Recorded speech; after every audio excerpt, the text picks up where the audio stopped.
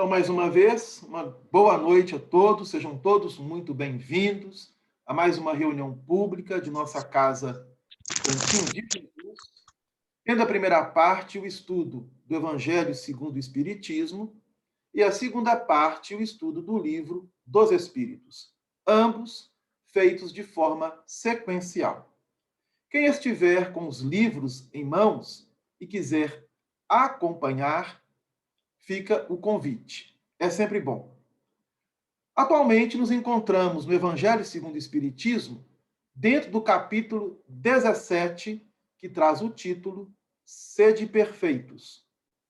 E vamos iniciar hoje as instruções dos Espíritos, dentro do item 7, cujo título desta mensagem é O Dever. Então nós vamos fazer a leitura primeiramente e logo em seguida tecermos alguns comentários. O dever é a obrigação moral, primeiro para consigo mesmo e depois para com os outros. O dever é a lei da vida. Encontramos-lo nos mínimos detalhes, como nos atos mais elevados. Quero falar aqui somente do dever moral, e não do que se refere às profissões. Na ordem dos sentimentos, o dever é muito difícil de ser cumprido, porque se encontra em antagonismo com as seduções do interesse e do coração. Suas vitórias não têm testemunhas, e suas derrotas não sofrem repressão.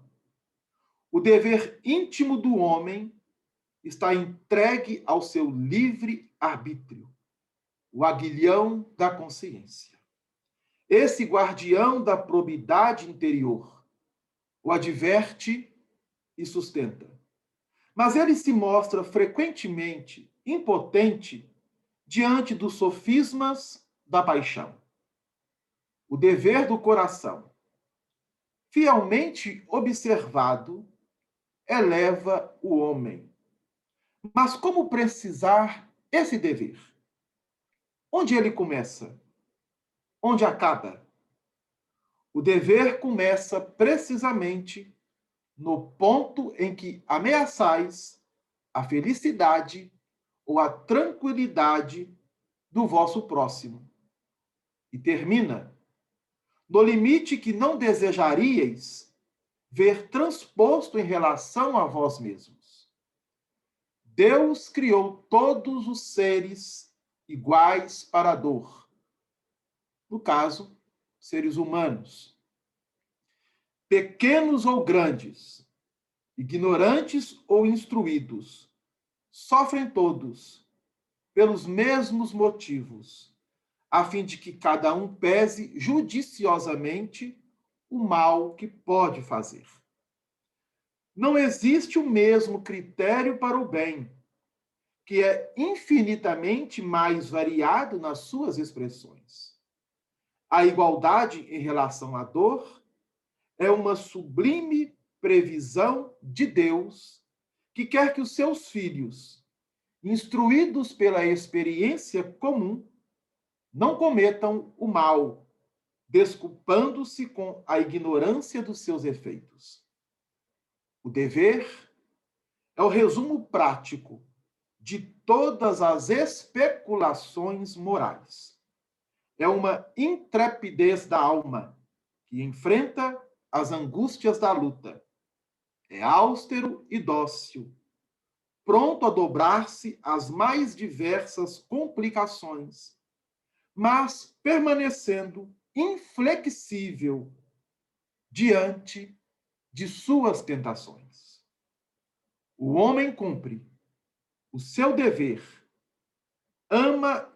o homem que cumpre o seu dever, ama a Deus mais que as criaturas e as criaturas mais que a si mesmo.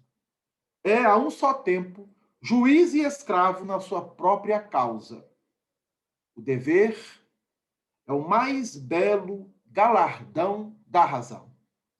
Ele nasce dela, como o filho nasce da mãe. O homem deve amar o dever, não porque ele o preserve dos males da vida, aos quais a humanidade não pode subtrair-se, mas porque ele transmite à alma o vigor necessário ao seu desenvolvimento. O dever se engrandece e esplende sob uma forma sempre mais elevada, em cada uma das etapas superiores da humanidade. A obrigação moral da criatura para com Deus jamais cessa, porque ela deve refletir as virtudes do Eterno, que não aceita um esboço imperfeito, mas deseja que a grandeza da sua obra resplandeça aos seus olhos. Mensagem essa, datada no ano de 1863, na cidade de Paris, e quem a assina é o espírito Lázaro. Belíssima mensagem. E Lázaro não traz somente essa mensagem ao qual o codificador Allan Kardec irá inserir no Evangelho segundo o Espiritismo. Ao todo, temos por parte deste irmão espiritual 4 mensagens que o codificador irá trabalhar no Evangelho segundo o Espiritismo. No capítulo 9, nós temos 2 mensagens deste espírito, Lázaro, no item 6 e no item 8. No item 6, ele vai abordar a afabilidade e a doçura. E no item 8, a obediência e a resignação. A outra mensagem deste espírito está no capítulo 11 do Evangelho segundo o Espiritismo, dentro do item 8, que traz o título Lei de Amor. E essa que nós fizemos a leitura hoje, que está inserida no item 7 deste capítulo 17, onde Jesus ensina-nos a buscarmos o aperfeiçoamento, que é uma lei de progresso ao qual todos nós, espíritos, estamos submetidos a ela. É uma lei universal. E ele registra, no versículo 48 do capítulo 5 do Evangelho de Mateus, ao qual o codificador extrai para abrir este capítulo. Sede perfeitos, como o vosso Pai celestial é perfeito. Aqui nós vamos encontrar a humildade e a grandeza e a simplicidade de Jesus, mostrando-nos que devemos buscar o Pai e, ao compreendermos as leis do Pai, aproximarmos cada vez mais de um aperfeiçoamento com o qual nós então iremos refletir, conforme o próprio Lázaro, aqui no final da lição, irá nos dizer. A obrigação moral da criatura para com Deus jamais cessa, porque ela deve refletir as virtudes do Eterno. Jesus, ao estar entre nós, foi o maior reflexo de Deus à humanidade. Não somente o foi, como ainda o é e será, até o planeta Terra se consumir diante das leis universais. Pois bem, há muitos irmãos que vão trazer uma afirmativa que nós temos que estar com o pé atrás. Não podemos dizer que é ou não verdade. 50% que sim, 50% que não. que este espírito, Lázaro, seria o mesmo espírito narrado pelos textos bíblicos, especialmente no Evangelho de João, dentro do capítulo 11, onde nós temos Jesus ressuscitando Lázaro. Muitos vão dizer que é o mesmo espírito. Não estamos aqui afirmando, estamos apenas trazendo uma curiosidade. Se é ou não é, não nos importa. O que nos importa é que as 4 mensagens que ele nos dá no Evangelho segundo o Espiritismo mostra a sua elevação. É um espírito que traz uma superioridade e uma moralidade muito alta quando nós observamos com muito carinho as suas 4 mensagens, especialmente esta que nós lemos hoje sobre o dever. Lembrando a todos que Lázaro também está registrado no capítulo 12 do Evangelho de João. Mas há um outro Lázaro nos textos do Novo Testamento, narrado pelo evangelista Lucas, em seu capítulo 16, a partir do versículo 19, que é uma parábola ao qual Jesus contou, trazendo o homem rico e Lázaro como mendigo.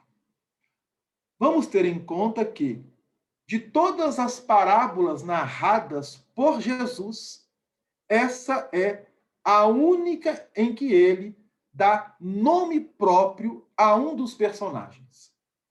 Lázaro, registrado por Lucas, em seu capítulo 16, a partir do versículo 19. Pois bem, Lázaro é uma forma grega do hebraico que significa Lazar. Lazar, em aramaico, se transformou em Eleazar, cujo significado é Deus ajuda ou Deus socorre. Olha que interessante. Lázaro sendo um nome em que Deus está socorrendo. Se nós fizermos uma analogia com a ressurreição, teremos aí inúmeras reflexões a serem trabalhadas. Mas vamos voltar aqui no texto intitulado O Dever. O que significa dever? Qual é a ideia que nós temos de dever?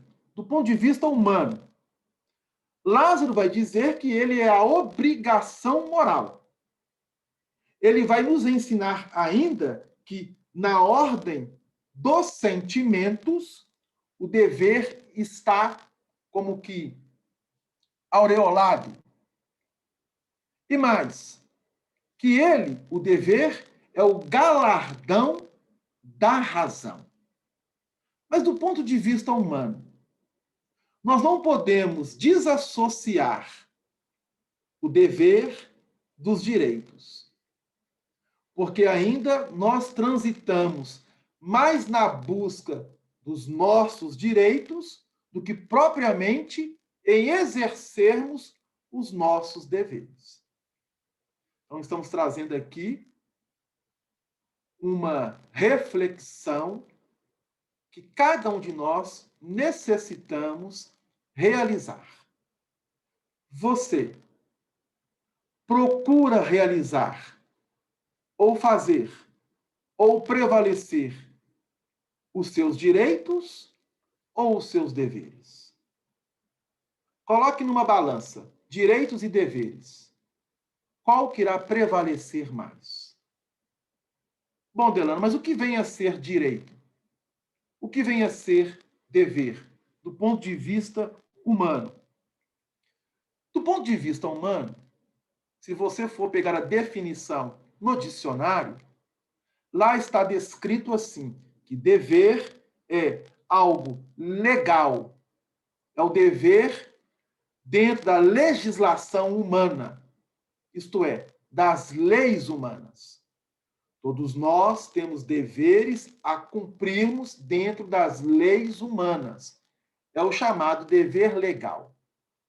nós temos o dever social, como também temos o dever familiar, o dever profissional, o dever esportivo e vários tipos de deveres aos quais nós poderíamos trazer aqui para trabalharmos.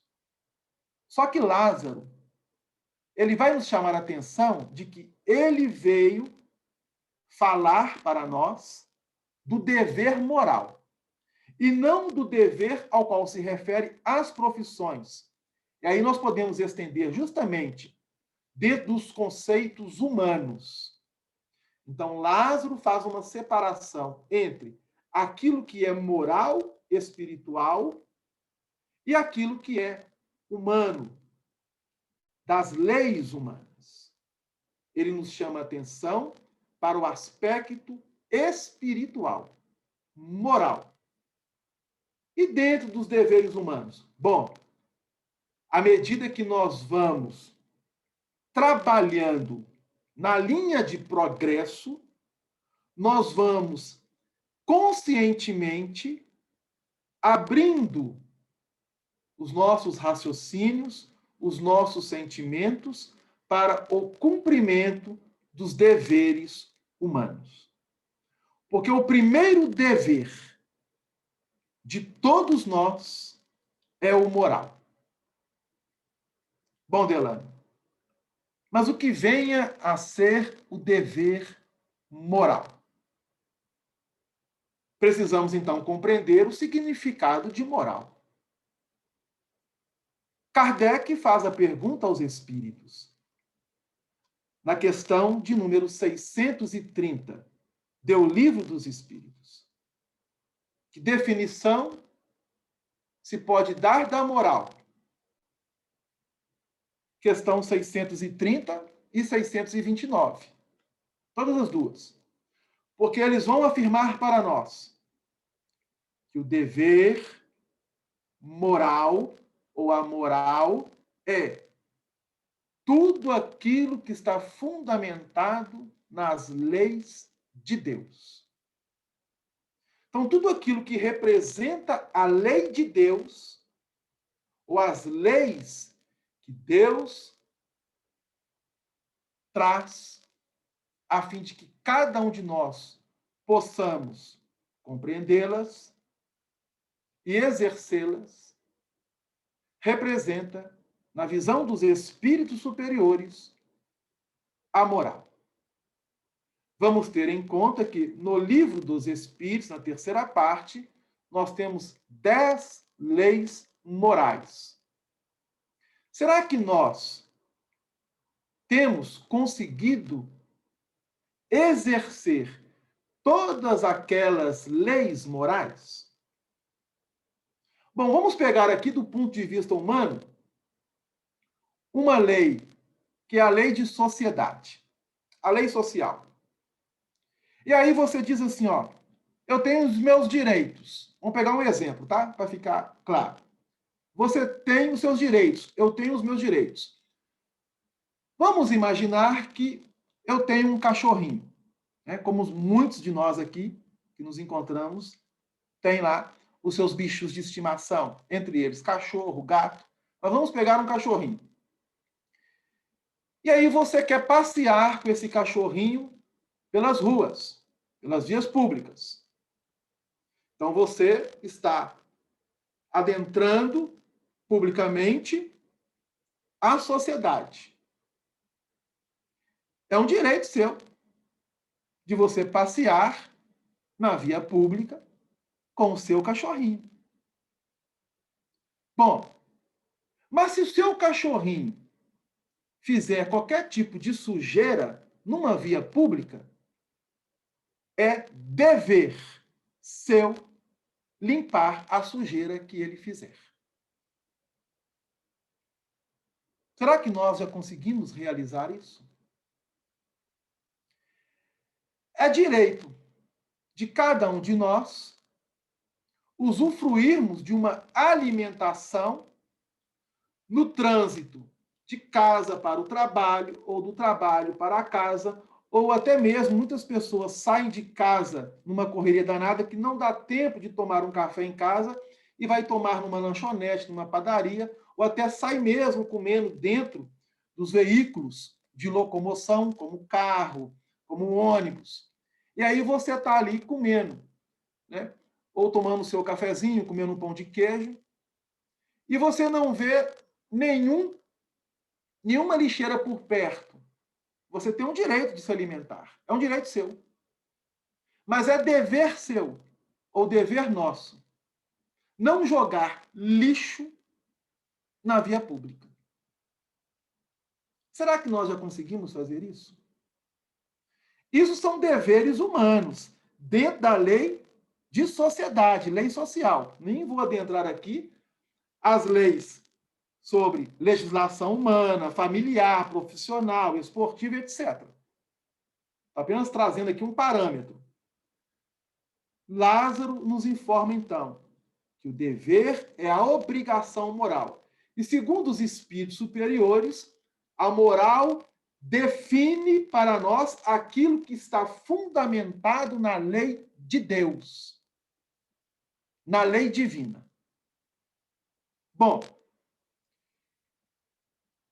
primeiro, veja bem, primeiro para consigo mesmo, depois para com os outros.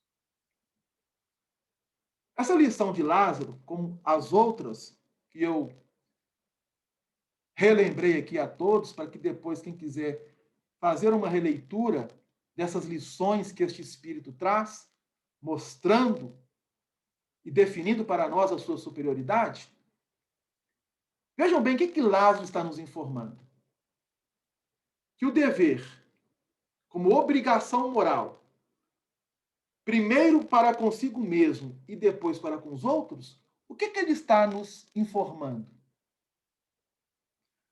Segundo a espiritualidade superior, na questão 621 do Livro dos Espíritos, aonde que eles nos informam que se encontra ou está a lei de Deus? Na consciência. Então vejam bem. A lei de Deus está na consciência. Lázaro está nos informando que, primeiro, a obrigação moral consigo mesmo, a nossa consciência procurando restabelecer uma aliança com Deus, para depois com o próximo. O que significa isso?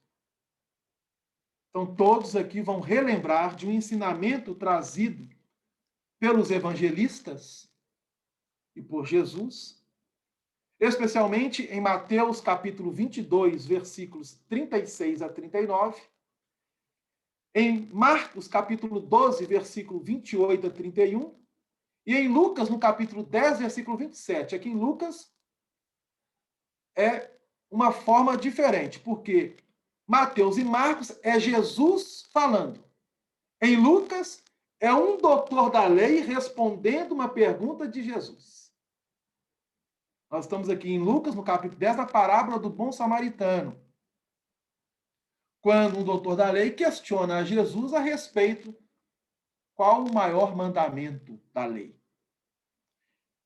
Em Mateus e em Marcos, Jesus faz essa colocação. Amar a Deus sobre todas as coisas. Eu vou ler aqui no texto bíblico, porque Lázaro está nos chamando a atenção para isso, para não fugirmos da íntegra. Capítulo 22 do Evangelho de Jesus segundo Mateus, versículos 36 a 37. Mestre, qual é o grande mandamento da lei? Foi a pergunta direcionada a Jesus. Trazida por Mateus. Resposta: amarás o Senhor teu Deus de todo o teu coração, de toda a tua alma, de todo o teu pensamento. No versículo 38, este é o primeiro e grande mandamento. Não é isso justamente que Lázaro está nos mostrando? Que a obrigação moral, que é um dever, primeiro para consigo mesmo, é o quê? Amar a Deus sobre todas as coisas. Tendo em vista que moral representa o fundamento das leis divinas e a lei divina está na consciência. Olha como que Lázaro abre e descortina para nós o ensinamento do Cristo. E logo em seguida ele coloca, e depois para com os outros, mostrando o seu alinhamento com a mensagem do Novo Testamento, conforme se encontra no versículo 39 do capítulo 22 de Mateus. E o segundo, semelhante a este, amarás o teu próximo como a ti mesmo. Isso é um dever de todo espírito. Nós não estamos aqui apenas falando do cristão ou do espírita cristão. Porque todos os espíritos são criaturas de Deus. E o nosso objetivo é nos tornarmos filhos de Deus. Por isso Jesus ensinou-nos: sede vós perfeitos, como perfeito é o vosso Pai Celestial. Embora Jesus é a referência de nossa humanidade, a sua simplicidade não evocou para ele que deveríamos ser perfeitos como ele, não, mas como o Pai. Mas Lázaro continua. Na ordem dos sentimentos, o dever é muito difícil de ser cumprido. E aí ele vai trazer para nós aqui que o dever íntimo do homem está entregue ao seu livre-arbítrio, o aguilhão da consciência. E depois ele vai colocar aqui: o dever é o mais belo galardão da razão. Então ele coloca sentimento, razão e vai colocar para nós o livre-arbítrio. O dever íntimo do homem está entregue ao seu livre-arbítrio. Vamos fazer aqui uma simbologia.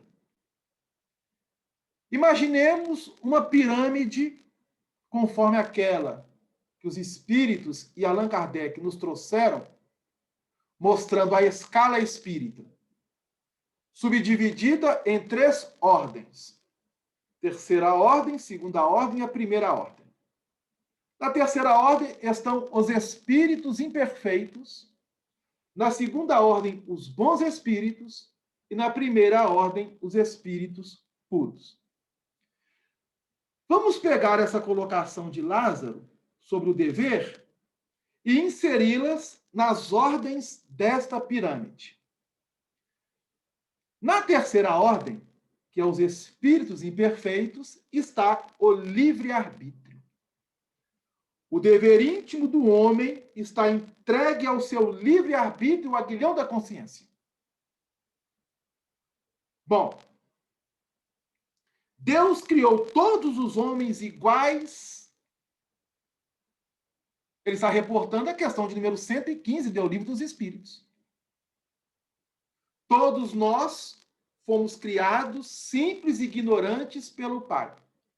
E no desenvolvimento do nosso livre-arbítrio, vamos despertando, aflorindo a nossa consciência.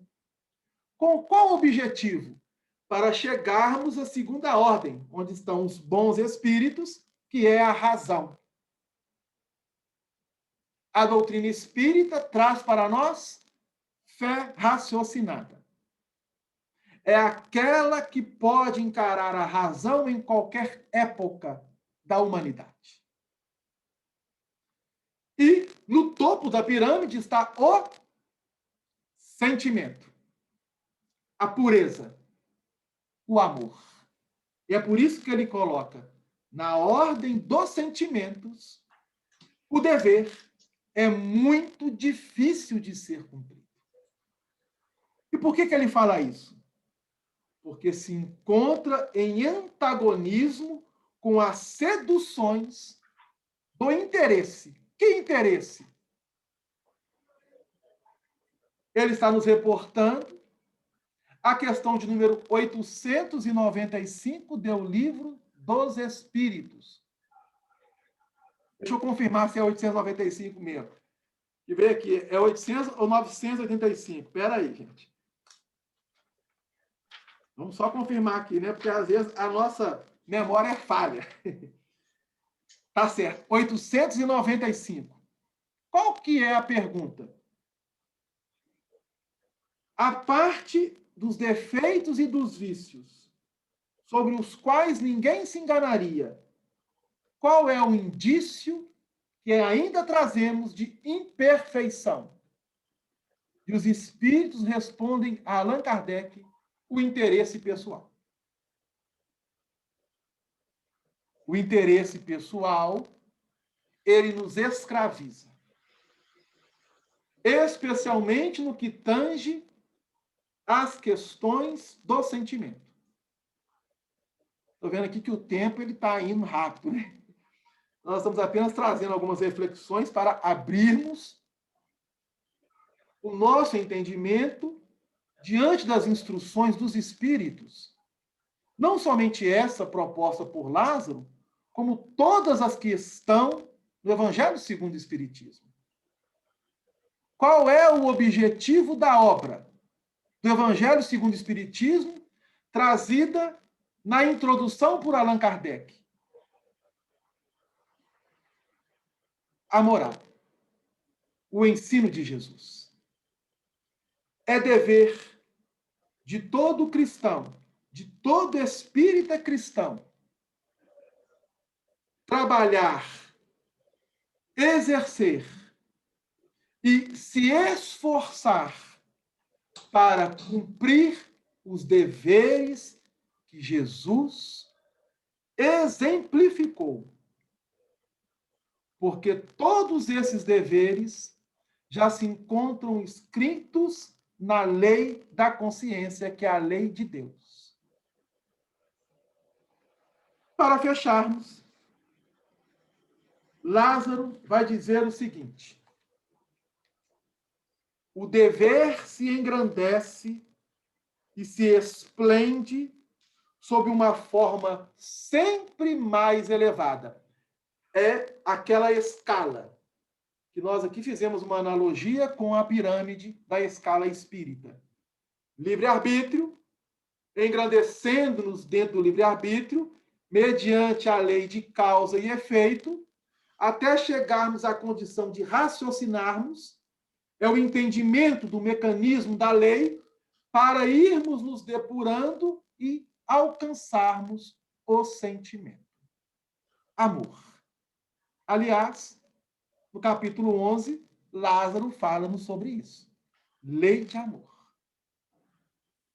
Nós vamos fechar por hoje, agradecendo imensamente a Jesus, apenas trazendo algumas reflexões para que nós possamos observar a riqueza dos ensinamentos contidos no Evangelho segundo o Espiritismo. Temos que estudar, e muito ainda, o Evangelho segundo o Espiritismo, proposto pela espiritualidade superior a Kardec, para engrandecermos os nossos deveres perante o Pai, perante o próximo. Que Jesus nos abençoe. E agora passamos a bola ao Valdir, que vai trazer para nós o Livro dos Espíritos. Valdir, é com você. Uma boa noite. Prece final também? Prece final também? A prece final é sua. Tá, a não ser que você queira passar a bola para alguém, mas a prece final é sua. Ok. Gente, boa noite então a todos. Vamos agradecer a Jesus mais uma vez, né? Pedir que nos ilumine. E agradecer ao Delano aí pelo estudo. Agradecendo também a presença de todos. E vamos vibrar positivamente, continuar vibrando positivamente em favor daqueles que estão hoje passando por sofrimentos maiores. Esse é um dos principais objetivos nossos nesses dias. Conseguir mandar vibrações boas, de consolo, de orientação, inclusive, a todos os nossos irmãos que estejam hoje passando por sofrimentos maiores. Então, durante o nosso estudo, as nossas vibrações, as nossas imaginações relacionadas ao estudo serão todas direcionadas pela espiritualidade àqueles que passam por sofrimentos maiores. Por tudo isso, então, agradecemos a todos por estarem aqui.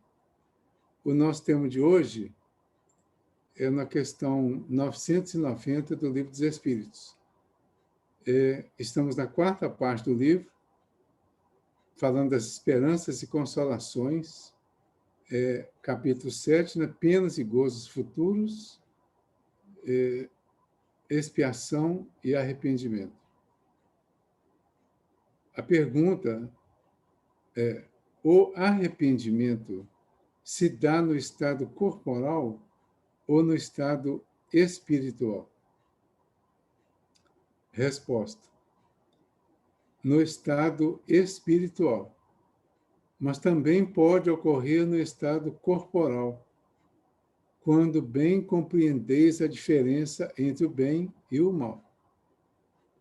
Bom, então, na verdade, o arrependimento pode se dar em qualquer situação, ou seja, em qualquer estado que o espírito esteja em condições de se arrepender, pode acontecer, tanto no plano físico quanto no plano espiritual.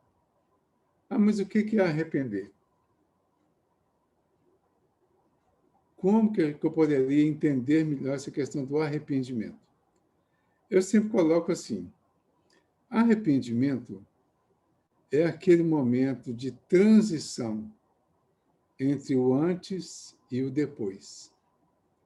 O que eu vinha fazendo até agora e o que eu resolvo fazer a partir de agora. Normalmente vai acontecer a partir de uma conscientização. Como disse o Delano, a lei de Deus está na nossa consciência. A nossa evolução é desenvolver essa lei que está na consciência. Na medida que nós vamos exercitando, buscando essa compreensão da lei, nós vamos acertando e errando. Então, estamos acertando e errando, acertando o bem, errando o mal. É o apelido que a gente deu ao erro, né? Mal. Quando nós passamos a errar mais do que acertar, e é mais comum isso no início, vem a dor. O grande incentivo que a maioria de nós tem para mudar, para se arrepender do que vinha fazendo até então, chama-se dor. A dor vai promover o arrependimento. Mas, a maioria das vezes, além da dor, precisa, às vezes, de uma orientação, de um chamamento, que, às vezes, mesmo sentindo dor, a pessoa não atentou para a mudança. O exemplo bom do Evangelho é do bom ladrão. Tem os dois ladrões, né? Os dois estão na mesma estação, os dois estão no mesmo momento de dor, de punição, vamos dizer assim, né? Porque vão ser crucificados e são crucificados, como o primeiro, o Dimas disse, né? Está sendo crucificado porque eles merecem, se comparando com Jesus, ele diz que Jesus não merecia. Então, naquele momento ali, o Dimas dá uma demonstração de arrependimento, porque ele conseguiu entender que ele realmente tinha sido errado até aquele momento. Mas a expressão que ele usa, se dirigindo a Jesus, pedindo a Jesus que se lembre dele quando estiver no paraíso, foi a demonstração de que ele queria mudar, de que ele queria ir para o paraíso. Até então ele estava no inferno. Mas o outro estava junto com ele e ainda continuou no inferno, mesmo sentindo a mesma dor. Então, pode ser que a dor leve ao arrependimento e às vezes não. Mantenha e talvez até aumente a revolta até que uma dor mais intensa venha gerar o arrependimento. Assim, diversas situações da nossa vida. Então, o arrependimento é como se fosse esse ponto intermediário entre o antes e o depois, entre o passado e o futuro. Acontecendo isso, e isso independe de estarmos encarnados ou desencarnados, como disse aqui na resposta, nós vamos fazer a mudança, né? A partir da conscientização. Aí Jesus diz lá para o bom ladrão que, em verdade te digo hoje, estarás comigo no paraíso. E isso é fato e todos estaremos. Mas a outra versão, ele fala, em verdade te digo, hoje estarás comigo no paraíso. Então, essa versão aí, ela é imediata. E, na verdade, as duas têm razão de ser. Uma porque é geral, né? Essa, a primeira, ela é geral. Todos estaremos um dia no paraíso. Mas essa imediata é para quem realmente se arrependeu com sinceridade e resolveu mudar de comportamento. Aí nós vamos lá no livro Céu e Inferno, capítulo 7, a primeira parte, né? Código Penal da Vida Futura. Artigo 16. O arrependimento, conquanto seja o primeiro passo para a regeneração, não basta por si só. São precisas a expiação e a reparação. Arrependimento, expiação e reparação constituem, portanto, as três condições necessárias para apagar os traços de uma falta e suas consequências. Aí vamos ver isso aqui. Ele coloca nesta ordem. Mas será que precisa ser nesta ordem? A gente vai analisar a vida, os fatos, e vamos ver que não. No nosso caso, por exemplo, quando nós encontramos... Vamos colocar a doutrina espírita, porque nós estamos na doutrina espírita. Mas em qualquer doutrina que nós encontrarmos a oportunidade de arrepender e melhorar, vai valer. Mas no nosso caso mais específico, nós estamos na doutrina espírita. Então, aqui, a gente observa que, muitas vezes, a reparação vem antes da expiação. Então, vejam como que essa sequência é interessante. Quando nós nos arrependemos, ou seja, resolvemos mudar de posição em relação a alguns acontecimentos da vida, especialmente quando a dor aperta, nós vamos procurar a doutrina espírita. Às vezes é o último milagre que a gente está esperando, né? Bom, já que não tem jeito nenhum mesmo, então deixa eu ir para o espiritismo. Aí vai. E muita gente chega no espiritismo assim. Então, isso vai caracterizar o arrependimento. O processo, às vezes, demora um pouco até a pessoa entender que ela precisa começar a fazer mudanças. Então, veio, largou o passado de alguma forma e aprendeu que agora é necessário iniciar a construção de um novo futuro. Quando ele vai construir esse novo futuro, ele vai entrar com a mensagem do Evangelho segundo o Espiritismo, lá do capítulo 15, fora da caridade não há salvação. Quando nós exercitamos o fora da caridade não há salvação, nós estamos reparando voluntariamente muitas das nossas faltas lá do passado. Então, este papel da caridade, e colocado dessa forma, fora da caridade não há salvação. Salvação de quê? Salvação das consequências de muitos dos nossos erros do passado. Quando eu começo, então, a exercitar a caridade, eu começo uma reparação voluntária. Mas e a expiação? A gente poderia falar, bom, a caridade, diz o Pedro, que ela cobre uma multidão de pecados. Ela não disse, e ele não disse, o Pedro lá, que cobre todos. Ele disse que cobre uma multidão. Certo?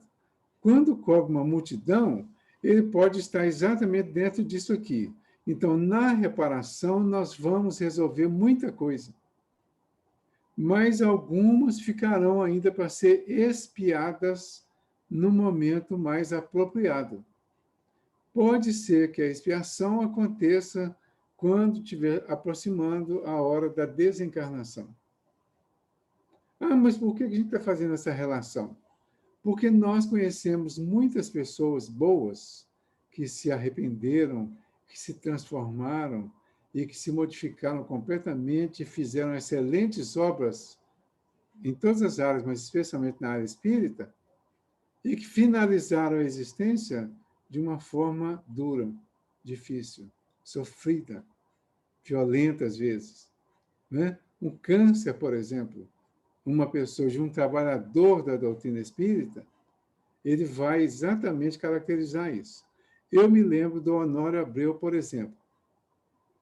O Honório foi um trabalhador, parece que já nasceu em família espírita, foi trabalhador da doutrina, foi um grande divulgador da doutrina espírita, né? Nós tivemos no Cantinho várias palestras com ele, ele fundou lá o Grupo Emmanuel, ele finalizou como presidente da União Espírita Mineira, fez um trabalho excelente na área da divulgação do Evangelho. O Grupo Emmanuel, que foi dirigido por ele tinha um trabalho lá de divulgação do Evangelho, esse Evangelho que a gente chama de miudinho, né? Esse estudo do Evangelho miudinho, ele teve uma grande participação. Ele foi, inclusive, o que levou para diversos outros estados do Brasil esse Evangelho miudinho que foi desenvolvido aqui, lá no Grupo Emmanuel, e ele era o coordenador. Então, só para a gente ilustrar bem isso, e ele vai desencarnar de câncer. Aí, câncer é expiação, né? Porque câncer não é só prova, é uma expiação. Por que eu falo que é expiação? Porque não são todas as pessoas que desencarnam de câncer. Então, como é que a gente diferencia expiação de prova, por exemplo? Prova é aquilo que todo mundo vai ter que passar, é geral. Expiação é o que algumas pessoas vão ter que passar. O Emmanuel diz que a expiação é a prova imposta ao criminoso. Então, nem todos cometeram crimes tão graves a ponto de merecer determinadas expiações. Então, só para a gente ver isso direitinho, arrependimento, expiação e reparação. Ou arrependimento, reparação, expiação. É a oportunidade que nós estamos recebendo neste momento. Dentro do Espiritismo, muitos de nós já passou por situações muito complicadas, viemos para o Espiritismo, caracterizamos esse arrependimento e iniciamos o nosso trabalho voluntário pelas oportunidades que nós estamos recebendo e estamos reparando principalmente a parte moral. Mas poderemos ter que chegar à expiação. Ninguém sabe exatamente quem vai ter expiação e quem não vai. Pode ser que, de repente, deita e dorme, quando acordar está morto. Pode ser que aconteça. Então, não houve expiação.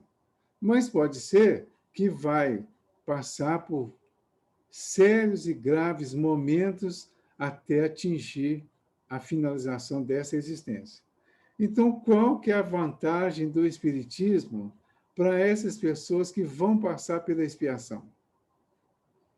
É que, com o assumir a doutrina, estudar o Evangelho à luz da doutrina, estudar os esclarecimentos que a doutrina traz e praticar a caridade na área que cada um escolheu praticar, tudo isso vai ser a preparação para passar por uma expiação mais tranquila.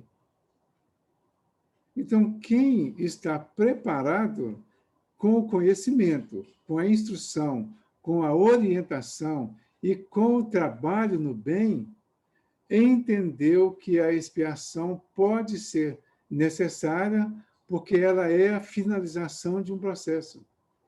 Muito importante que a gente entenda isso. Para a gente não ter esperança vaga, vã, e essa esperança nos levar depois a uma desesperança, a uma frustração, a uma dificuldade. Porque se esperamos a solução de todos os nossos problemas com a caridade que estamos fazendo, nós poderemos ficar frustrados quando vier uma dificuldade, e a primeira pergunta vai ser essa. Ah, mas depois de tudo que eu fiz, ainda tem que passar por isso? Então, graças a Deus, agora eu estou tendo a oportunidade de passar por isso, que vai ser a solução final das minhas dificuldades que eu trouxe para essa existência ou que eu construí aqui mesmo. Então, a visão vai ser totalmente diferente. Como que nós vamos conseguir fazer isso? Com conhecimento, com o estudo, com o aprendizado, com o treinamento do aprendizado que estamos recebendo. Aí nós vamos nos tranquilizar. Muitos estão na expectativa de uma vacina para curar o Covid-19, né? Uma expectativa, às vezes, desesperada. Meu Deus, eu não vejo quando vai chegar a minha vez. É uma expectativa, vamos dizer que seja natural até diante de todo esse processo, essa expectativa. Mas ela precisa ser com tranquilidade. Porque as consequências dessa, como de todas as outras doenças, elas só serão muito mais graves se nós tivermos que passar por alguma expiação relacionada com o tipo de problema que essa doença traz. É claro que isso não significa não tomar os cuidados e não significa não tomar a vacina. Tá? Não disse isso. Mas, mesmo tomando os cuidados, mesmo tomando a vacina, mesmo fazendo caridade, mesmo frequentando a casa espírita, nós possivelmente precisaremos passar por alguma expiação, e o que vai nos tranquilizar diante disso é exatamente o entendimento da importância e da necessidade da expiação como alívio definitivo a todas as dores que nós causamos a nós mesmos ou a outros em outras oportunidades. Então, não é tirar a esperança. Tirar a esperança é quando nós não damos nenhuma chance. Como antes. Antes existia para nós, né, o pecado capital. O pecado capital não tinha perdão, não tinha solução. Hoje nós estamos enxergando a solução e entendendo que não existe erro que não tenha reparação. É isso que é a expiação. Todos os nossos erros, que foi chamado de pecado, têm solução, têm reparação, têm conserto. Às vezes o conserto vai ser na pele, mas tem conserto. E isso é ótimo, porque depois do conserto, nós voltamos a ser espíritos normais, agora com uma grande experiência e com possibilidade de ter a felicidade pela frente. Então, a bem-aventurança aos aflitos é aquela que vem depois de vencidas todas as aflições, depois de expiadas todas as faltas.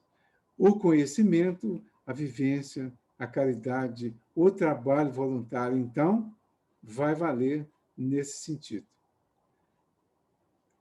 Ok até aí, gente? Ele diz assim, o arrependimento suaviza as dores da expiação, abrindo pela esperança o caminho da reabilitação. Só a reparação, contudo, pode anular o efeito, destruindo-lhe a causa. Do contrário, o perdão seria uma graça e não uma anulação. No artigo 17, ele diz assim, o arrependimento pode dar-se por toda parte e em qualquer tempo. Isso aqui está desdobrando e respondendo mais a pergunta que foi feita, né? O arrependimento pode dar-se por toda parte e em qualquer tempo. Se for tarde, porém, o culpado sofre por mais tempo. Até que os últimos vestígios da falta desapareçam, a expiação consiste nos sofrimentos físicos e morais que eles são consequentes, seja na vida atual, seja na vida espiritual após a morte ou ainda em nova existência corporal. A reparação consiste em fazer o bem àqueles a quem se havia feito o mal. Quem não repara os seus erros numa existência, por fraqueza ou má vontade, achar-se-á numa existência ulterior em contato com as mesmas pessoas de que se tiverem queixas e em condições voluntariamente escolhidas, de modo a demonstrar-lhes reconhecimento e fazer-lhes tanto bem quanto o mal lhes tenha feito. Aí a gente ouve, às vezes, quando fala assim, em contato com as mesmas pessoas. É claro que essas mesmas pessoas vão ser responsáveis pelas mesmas personalidades, e não necessariamente as mesmas pessoas. Mas é como se fosse, né? Porque vai trazer as mesmas necessidades das próprias. Aí muita gente que separa, por exemplo, entra em desespero quando fala isso. Porque fala, eu vou ter que voltar com aquela pessoa. O Emmanuel diz que o divórcio é resgate adiado. Se adiou o resgate, em algum outro momento vai ter que encontrar com aquelas mesmas provas ou expiações que, por alguma razão, pediu para deixar para depois. Então, se eu adiei, eu vou ter que reencontrar e começar de novo a partir do ponto onde se estacionou. Isso parece tão simples e tão lógico e tão necessário. Então, não adianta a gente querer reagir diante disso. É a lei. Eu tinha uma prova para passar. Não consegui passar pela prova. Tudo bem. Eu tenho uma opção de adiar. Como? Eu vou interromper e certamente vou ter que começar de novo. Assim é com o suicídio. O suicídio é uma opção, é livre-arbítrio. Não está previsto que a pessoa se suicide, mas está autorizado caso a pessoa queira e insista. Mas o que ela vai fazer? Ela vai interromper um processo. Interromper, romper é adiar. Ela vai interromper, vai voltar ao plano espiritual, vai se recompor, vai reaprender, vai programar uma nova encarnação, onde ela vai começar a partir do ponto onde ela parou. Agora, porém, e no caso do suicídio especificamente, com as dificuldades físicas que ela fez no corpo para conseguir suicidar. Então, com dificuldades maiores. Mas vai continuar a partir do ponto onde parou. Isso é o perdão de Deus, é a misericórdia de Deus, dando oportunidade para fazer de novo, e de novo, e de novo, até acertar. Reconciliai-vos com o adversário o mais depressa possível, né, enquanto estás a caminho com ele, para que ele não te entregue ao juiz. O juiz não te entregue ao oficial. E ele não te coloque na prisão, porque de lá não saireis enquanto não pagares o último ceitil. Mateus, capítulo 5, versículos 25 e 26. O último ceitil. Reconciliar, então, agora. Não consegue? Tudo bem, use o seu livre-arbítrio, interrompa. Mas saiba que, ao interromper, você está adiando. É simples isso. E é uma oportunidade bendita até de poder interromper, porque, às vezes, se não interromper, e aí o Emmanuel diz também, especialmente sobre o divórcio, né? Se não a interrupção, ele diz, não é incentivada, ele não é dos que incentivam o divórcio. Mas diz que, em algumas circunstâncias, é preferível do que fazer um mal maior, de acontecer alguma coisa muito pior. Mas ele vai ficar caracterizado como um adiamento das soluções, para que cada um aprenda, para que cada um se refaça, para que cada um reaprenda, se arrependa de tudo que veio fazendo até então, e aí sim vai buscar a nova oportunidade. É isso que vai caracterizando para nós essa questão do arrependimento. Gente, alguém tem alguma dúvida, algum comentário, alguma colocação? Posso continuar? 991. Todo mundo pensando, né? Tudo bem. Podem pensar, não podem me xingar. Qual a consequência do arrependimento no estado espiritual? Resposta: desejar o arrependido uma nova encarnação para se purificar. Reconciliai o mais depressa possível com o teu adversário enquanto está a caminho. O que significa? Arrepender do que veio fazendo até então, mudar de vida, mudar de comportamento ainda quando está a caminho. Mas se não conseguiu, se não quis, se não teve oportunidade, se não aproveitou as oportunidades, vai desencarnar sem ter resolvido. Chega no plano espiritual, aí vai, para que ele não te entregue ao juiz. Quem é o juiz? O juiz é a consciência. É lá onde está escrita a lei de Deus, né? O Delano falou. A lei de Deus, na consciência. Quem vai me cobrar? Quem vai me condenar? Quem vai me julgar? A minha consciência, é o meu juiz.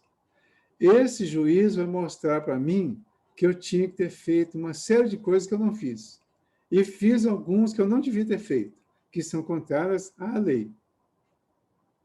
Quando ele me mostra isso, esse meu juiz, consciência, me mostra isso, porque eu já estou com a consciência desperta para ver isso, aí vem o arrependimento. Aí ele fala, qual a consequência do arrependimento no estado espiritual? Eu estou desencarnado, a consciência me mostrou isso. O que eu vou fazer? Fala, desejar ao arrependido uma nova encarnação para se purificar. O espírito compreende as imperfeições que o privam de ser feliz e, por isso, aspira a uma nova existência em que possa expiar suas faltas. O que ele vai fazer, então? Ele vai procurar o oficial. Quem é o oficial? É a representação dos espíritos que nos ajudam na organização de nova encarnação. Está lá ilustrado no capítulo 12 do livro Missionários da Luz, do André Luiz. Aí você vai procurar esses espíritos e eles vão te orientar. Ó, diante das coisas que você fez, diante dos problemas que você causou, dos crimes que praticou, a sua reencarnação, e é claro, diante do aprendizado e da consciência que você já desenvolveu, a sua próxima reencarnação deverá ter essa características.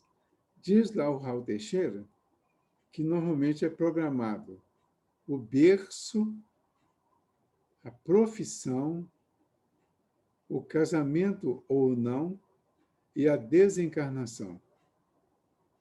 São os 4 principais pontos que vêm dentro da programação.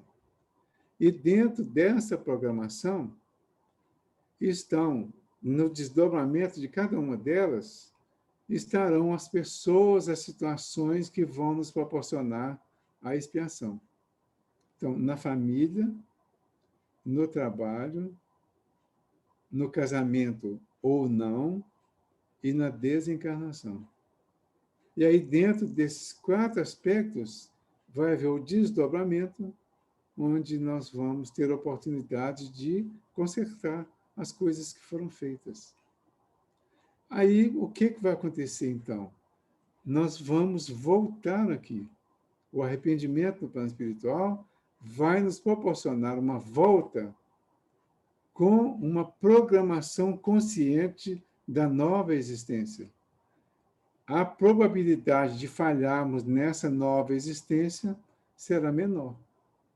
Por quê? Estaremos programando com uma consciência. Aí, na 992, ele faz a pergunta contrária. Que consequência produz o arrependimento no estado corporal? fazer que, já na vida atual, o espírito progrida, se tiver tempo de reparar suas faltas. Quando a consciência o exprobra, ele mostra uma imperfeição, o homem pode sempre melhorar-se. Olha que bacana isso. Nós estamos aqui, um grupo de 35 encarnados ou mais, né? Porque tem alguns aí que estão com mais gente junto. Então, está registrado aqui 35.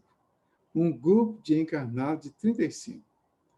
Considerando que cada encarnado pode representar, então, de 10 desencarnados, nós temos, do outro lado, um grupo de desencarnados de pelo menos 350.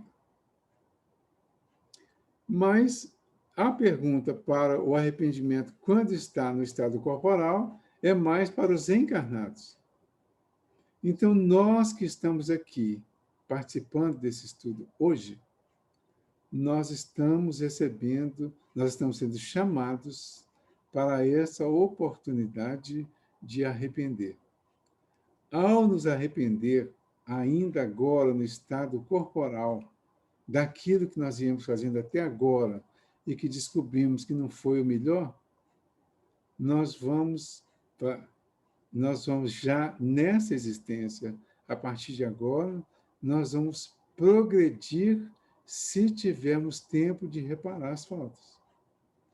Mas uma coisa é desencarnar disposto a consertar, já tendo confirmado. E outra coisa é desencarnar sem ter nem atentado para isso. Então, o arrependimento agora, hoje, nesse exato momento, com desencarnação nessa noite, já vai fazer uma grande diferença no plano espiritual. Por isso, é importante fazer já, porque ele vai partir da nossa decisão mental.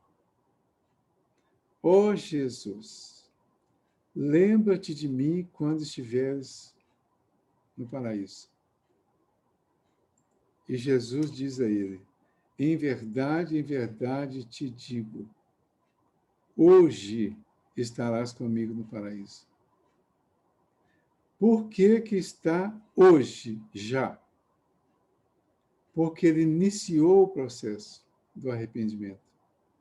Ele demonstrou a sinceridade da mudança de comportamento a partir da mudança do comportamento mental. Então, esse já entra feliz. Então, ele pisa no paraíso. Quem pisa no paraíso não está com a solução total ainda. Vai precisar atravessar o paraíso. E aí ele vai atravessar fazendo as reparações necessárias e as expiações também. Para quando ele chegar na conquista total do paraíso, ele está totalmente em condições de entrar numa nova fase. Saulo de Tarso, viajando para Damasco em perseguição aos cristãos. No caminho, no deserto, ele tem aquela visão de Jesus, ele cai do cavalo, ouve a voz de Jesus dizendo a ele, perguntando a ele, Saulo, Saulo, por que me persegues? E ele conversa com Jesus e pergunta a Jesus o que quer que ele faça. E Jesus diz a ele o que ele deve fazer a partir dali, e ele segue. Ele vai até o encontro do Ananias, que era isso que ele ia fazer mesmo. Só que ele ia procurar o Ananias para matar ou prender. Agora ele vai procurar o Ananias em outra circunstância, porque agora ele está cego. E ele vai procurar o Ananias, e o Ananias vai ser a pessoa que vai curar a cegueira dele, através do que nós chamamos hoje de passe. A partir daí, Saulo de Tarso vai ser curado da cegueira, que era muito mais uma cegueira moral e espiritual do que propriamente física, se arrepende nesse encontro com Jesus e nesse processo aí, ele se arrepende do que vinha fazendo e resolve conhecer o Evangelho de Jesus. Ele pega o Evangelho do Mateus, segundo Emmanuel, né, no livro Paulo Estevão, é o livro do Levi, que é o mesmo Mateus, estuda o Evangelho do Mateus, se isola um tempo. É o tempo do arrependimento. Quando ele volta à atividade, ele volta pregando o Evangelho de Jesus. Passa por todo um processo de pregação do Evangelho. É a reparação consciente, é a reparação voluntária. Prega o Evangelho, é apedrejado, é perseguido, tem que pular muro, tem que sair correndo de cidade, tem que sair desesperado porque as pessoas queriam linchá-lo, passou pela prisão, passou por uma série de dificuldades, mas deixa a maior pregação do Evangelho de Jesus que está registrada na Bíblia. Porque ele deixa 14 cartas direcionadas a 11 comunidades que ele fundou, dos gentios, que é exatamente onde tinha maior dificuldade de aceitação, porque os gentios eram aqueles que não estavam preparados para receber o Evangelho. Então, ele recebe, ele vai, faz essas comunidades todas, deixa esse material escrito, que é o resultado do trabalho que ele fez, das dores que ele passou, e finaliza com a expiação. Então, depois de todo esse trabalho, ele, Saulo, que depois passou a se chamar de Paulo, ele vai para o sacrifício maior. E diante do verdugo, que está indeciso, que está sentido por ter que executá-lo pela degola, o verdugo diz que estava compadecido dele. E ele diz para o verdugo, quem era digno de pena era ele, o verdugo, porque ainda teria que continuar seguindo ordem das pessoas que mandaram ele fazer aquilo. E que ele, Paulo, não. Ele estava se libertando de tudo aquilo que havia passado. E diz ao verdugo, faça o seu trabalho. Eu estou dizendo com as minhas palavras, mas está no livro Paulo Estevão, lá no finalzinho, tem essa passagem todinha lá, né, com as palavras do Emmanuel. Então, e o verdugo executa. E o Saulo, que encontrou com Jesus e virou Paulo, e que pregou o Evangelho, que exemplificou o Evangelho, que vivenciou e ainda pregou e ensinou e salvou, libertou muita gente, ele finaliza com a sua expiação e, de uma certa forma, ilustra para nós aquela ideia da inversão lá dos valores, né? Então, arrependimento, reparação, expiação. Foi isso que aconteceu com Saulo e Paulo. Foi isso que aconteceu com João Batista, que era Elias. Renasce no outro corpo, já com o objetivo fixado e traçado. Passa pela reparação voluntária, faz o trabalho que foi proposto a ele, de apresentar Jesus para a sociedade, através do batismo e de convidar as pessoas para seguir Jesus e não a ele, e alertar sobre tudo isso. Deu provas de humildade, de aprendizado, de conhecimento, executou o trabalho. Assim que ele finalizou o trabalho do precursor, ele é preso. E na prisão, a cabeça dele é entregue também, numa situação muito parecida, né? Também pela degola, resgate da falta dele lá do passado, quando era o profeta Elias. Então, nós vamos vendo o quê? Que o arrependimento, independente de ser no plano espiritual ou do plano físico, ele precisa acontecer. Agora, onde que ele precisa acontecer? Onde nós estamos. Onde nós estamos agora? Estamos num corpo físico, então é aqui e agora.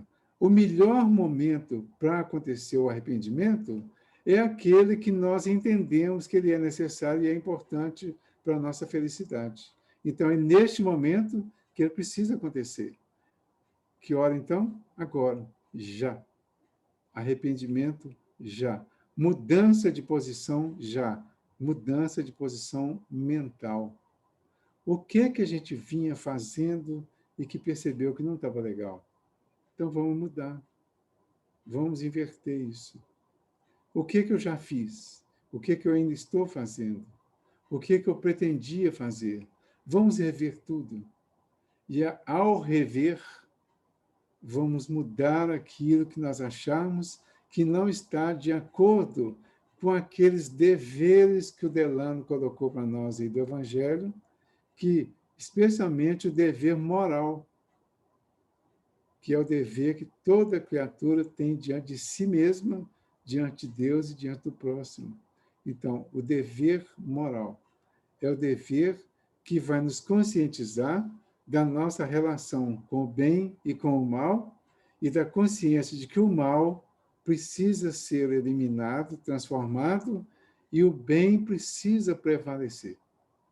A nossa consciência do bem vai fazer com que nós renunciemos ao mal. E essa renúncia, essa transformação, ela vai acontecer a partir da nossa decisão de mudar. Então, que mudemos a partir de já. Que essa nossa mudança venha imediatamente para o nosso bem, para a nossa paz, para a nossa tranquilidade e para a nossa felicidade. Gente, alguém quer falar? Está todo mundo aí? Tá, né? Deixa eu ver se está todo mundo aí. A Vilma está ali.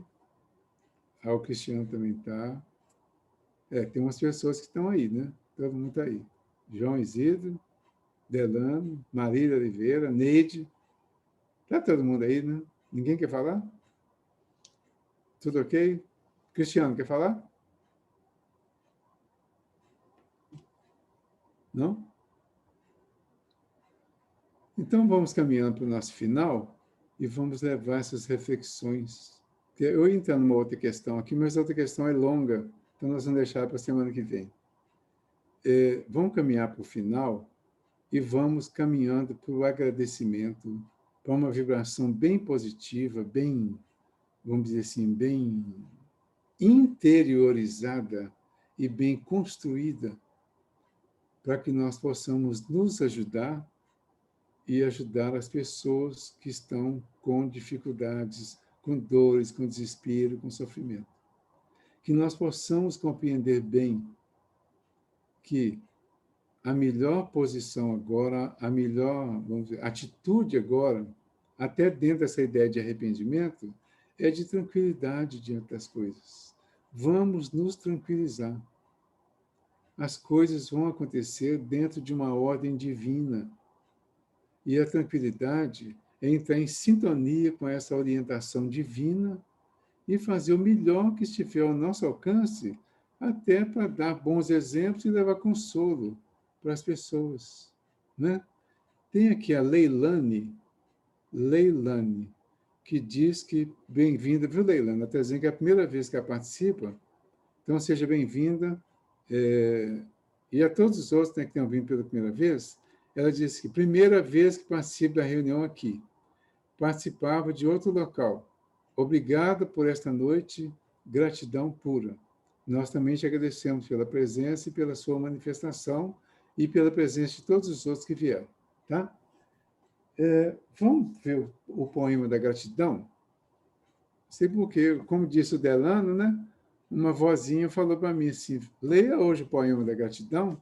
Eu acho que a gratidão, ela promove a vibração mais potente. Porque se nós confiamos que o Senhor é nosso pastor e nada nos falta, só nos resta agradecer por tudo. Porque tudo que está aí, se nada nos falta, e é Ele que permitiu ou mandou, então está exatamente aí o que nós precisamos. Deus meu, eu te agradeço. Tudo que me deste, tudo que me dás. Eu te agradeço o ar, o pão e a paz. Muitíssimo obrigado, Senhor, por toda a beleza que eu encontro iluminada na natureza. Muitíssimo obrigado, Senhor, porque posso ver o amor em meio a tanta dor na terra. Deixa-me cantar ao céu, à terra e ao mar, e acompanhar com meus olhos o passarinho que voa em direção ao infinito, cantando hinos de amor. Muitíssimo obrigado, Senhor, porque posso descobrir na terra a presença do teu amor. E aqueles que são cegos, os que não podem enxergar, deixa-me por eles orar. Eu sei que na outra vida, depois dessa lida, também poderão contemplar. Muitíssimo obrigado, Senhor, pelos ouvidos meus, que me foram dados por Deus, ouvidos que ouvem o cantar da natureza, do mar, do vento, da brisa nas árvores, a canção dos humanos sofrimentos e das lágrimas das humanas esperanças. E diante de meus ouvidos, eu descubro aqueles que não podem escutar. Choro na certeza que na outra vida também poderão compreender e escutar. Obrigado, Senhor, pela minha voz, também pela voz que ama, pela voz que ensina e que chama, pela voz que canta, pela voz que ajuda. Muitíssimo obrigado pela minha melodia. Quando vejo na terra aqueles que sofrem de afasia, não cantam de noite, não cantam de dia, depois desta vida, na outra lida, também poderão cantar. Obrigado por minhas mãos, mãos de adeuses, mãos de ternura, mãos que ajudam na amargura, mãos de caridade e de solidariedade, mãos que firmam decretos e leis, mãos que trabalham, mãos que lembram, que aconselham, mãos que estão dispostas a ajudar e que têm em seu ser aqueles meninos que não têm ninguém que os possa amar. Muitíssimo obrigado por meus pés. Diante deles vejo aqueles que são defeituosos e atrofiados, aqueles que vivem paralisados, que não podem andar.